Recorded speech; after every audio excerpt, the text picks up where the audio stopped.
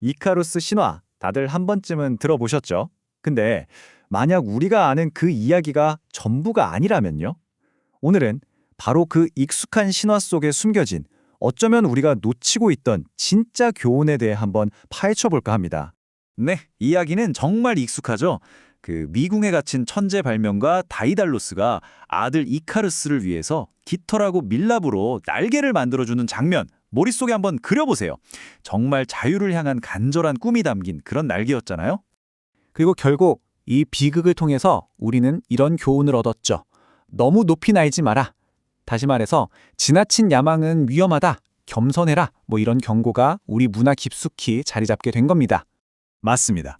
이게 바로 우리가 수없이 들어온 이카루스의 교훈이에요. 그런데 오늘 이야기는 바로 여기서부터 시작됩니다. 만약에 말이죠. 이 교훈이 이야기의 딱 절반에 불과하다면요. 그래서 우리가 어쩌면 가장 중요한 나머지 절반을 완전히 놓치고 있었다면 어떨 것 같으세요? 사실 다이달로스의 경고는 하나가 아니었어요. 두 가지였죠. 첫째는 물론 태양에 너무 가까이, 즉 너무 높게 날지 말라는 거였고요. 그리고 둘째는 바다에 너무 가까이, 그러니까 너무 낮게 날지도 말라는 경고였습니다. 왜냐하면 바다의 축축한 습기가 날개를 무겁게 만들어서 결국 추락할 수도 있었기 때문이에요. 근데 참 이상하죠? 우리는 태양에 대한 경고, 그러니까 너무 높이 날지 말아라는 것만 기억하고 있다는 말이죠. 마케팅의 대가인 세스 고디는 이걸 바로 이카루스의 속임수라고 부릅니다.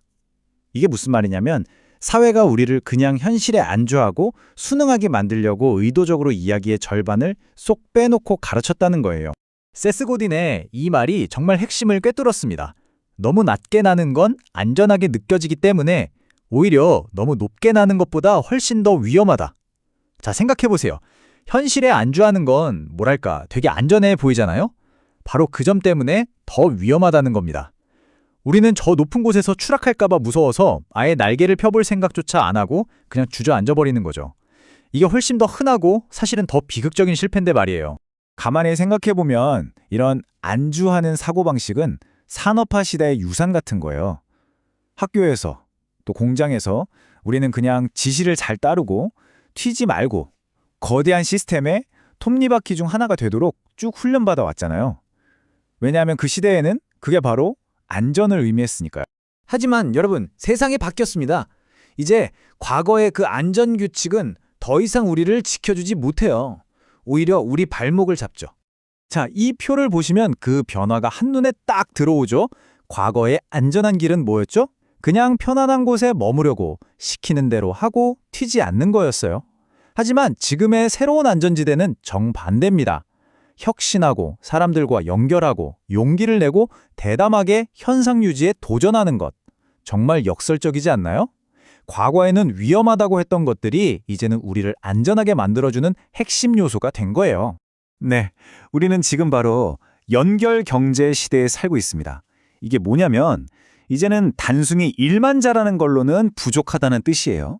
오늘날의 경제는 사람들 사이의 신뢰, 그리고 진짜 연결, 또 과감한 혁신 같은 것들에 훨씬 더 큰 가치를 둡니다. 그러니까 뛰어난 능력이나 좋은 품질 같은 건 이제 거의 기본값이 됐다고 보시면 돼요. 정말로 희귀하고 그래서 더 가치 있는 건 뭐냐? 바로 이런 인간적인 요소들입니다. 신뢰, 연결, 그리고 사람들의 마음을 움직이는 어떤 감성적인 노력. 세스 고디는 이걸 한 단어로 예술이라고 부릅니다. 그렇다면 이 확 바뀐 세상에서 우리는 어떻게 해야 살아남고 또 성공할 수 있을까요? 그 해답은 의외로 간단합니다. 바로 예술을 하는 거예요. 잠깐만요. 여기서 예술이라고 하니까 살바도르 달리나 뭐 잭슨 폴록 같은 그런 천재 화가들을 떠올리셨을 수도 있겠네요. 만약 그러셨다면 그 고정관념은 잠시 내려놓으셔야 합니다. 여기서 말하는 예술은 그런 게 아니거든요. 세스 고든이 말하는 예술은요, 재능이 아니라 태도입니다. 용기, 통찰력, 창의성을 사용해서 지금 이대로가 좋다는 생각, 즉 현상 유지에 과감히 도전하는 것, 그리고 그걸 통해 다른 사람의 마음을 움직이고 진정한 연결을 만들어내는 모든 행위, 그게 바로 예술이라는 거죠. 이건 뭐 대단한 게 아니에요. 바로 우리 주변의 이야기입니다. 예를 들어 고객 한 명 한 명과 진심으로 관계를 맺는 사람, 또 지루한 회의에서 통찰력 있는 질문 하나로 분위기를 확 바꾸는 동료. 상사 허락을 기다리지 않고 용감하게 새로운 프로젝트를 시작하는 사람. 네, 이런 사람들이 바로 새로운 시대의 예술가들입니다. 물론 예술을 한다는 건 두려운 일이죠. 왜냐하면 그건 미지의 세계, 불확실한 세계로 뛰어드는 거니까요. 실패할 수도 있고요. 하지만 바로 그 두려움이야말로 우리가 정말 의미 있는 일을 하고 있다는 증거, 내가 진정으로 살아있다는 증거이기도 합니다. 자, 이제 여러분 차례입니다. 세상은 이미 당신을 위해 무대를 만들어 놨어요. 기술이 발전하면서 우리 모두가 각자의 예술을 펼칠 수 있는 플랫폼을 갖게 된 거니까요. 여기서 중요한 건 완벽한 결과물을 만들어내는 게 아니에요. 세스 고딘도 말했죠. 예술은 결과가 아니라 여정이다. 우리 시대의 진짜 과제는 바로 당신의 마음과 영혼을 다 바칠 만한 가치 있는 여정을 찾아내는 겁니다. 중요한 건 그 여정을 시작하려는 당신의 용기, 바로 그거예요. 그래서 이 모든 이야기의 결론은 뭘까요? 아주 간단합니다. 단 한 단어예요. 변명도 허락도 필요 없습니다. 그냥 시작하세요. 이제 당신의 예술을 세상에 보여줄 시간입니다.